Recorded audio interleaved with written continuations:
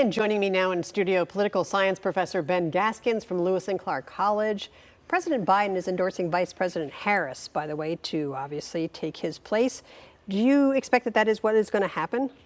I would, yes. She's the obvious successor to Joe Biden. She was on the ticket during the primary season, so if anyone can lay claim to having been chosen by the Democratic voters, it is her. And I think the Democratic Party, more than anything else right now, wants to avoid a chaotic convention where there are multiple candidates trying to toss their hat in the ring and leaving the party divided and in a divisive situation. So the fact that he put his support behind her, and we've seen so many prominent Democrats do the same shortly after Biden stepped aside, means that she really is in a very strong position going into the convention to be the nominee. We did see a recent poll, we ran it just in our newscast a little while ago, showing that she actually polls a little bit closer in the race against former President Trump.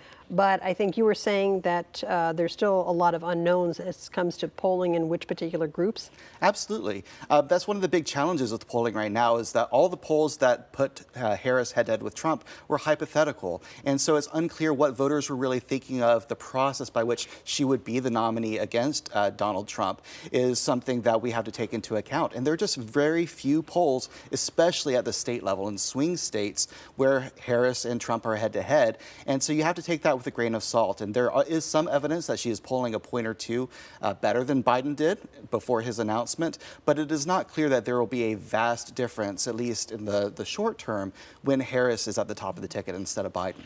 You talk about, you mentioned the red states, and do you have a feeling that she may pick a VP candidate as somebody coming from a red state, one of the governors that have been mentioned recently? That would be my guess. I think she is definitely going to choose a running mate who comes from a red or a swing state. So two of the most prominent names, Roy Cooper is the governor of North Carolina, which is a red, perhaps purple state, and Josh Shapiro of Pennsylvania. And from a political perspective, that would be the wisest. As she's trying to cobble together enough states to win in the Electoral College, they would balance the ticket out a little bit more and perhaps give her some broader support than she might otherwise have. We go back, to when Hillary Clinton, who was Secretary of State, she was running against Trump and she lost, but she did win the popular vote. So it begs the question about having a woman running for president. Do you think times have changed in, what about, 8, 9 years? That's a great question, and so much of this is so unprecedented. We don't know how the electorate is going to react, and so much of 2016 was two very unpopular candidates with the general public running against each other.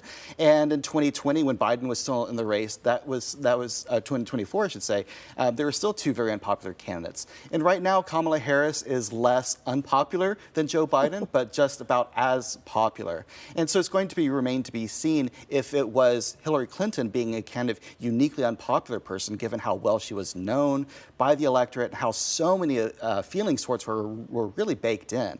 And I think Kamala Harris has a greater opportunity to define herself to the electorate. And there are just more voters who don't have that years-long antipathy towards her. And so I certainly think that, race and gender, of course, play a huge role in elections, but she won't have that same kind of effect that Hillary Clinton had. All right, Ben Gaskins, political science professor at Lewis and Clark. Thanks for joining us, and thanks for the insight, and exciting times ahead. Indeed, thank you. All right, thanks a lot, Ben.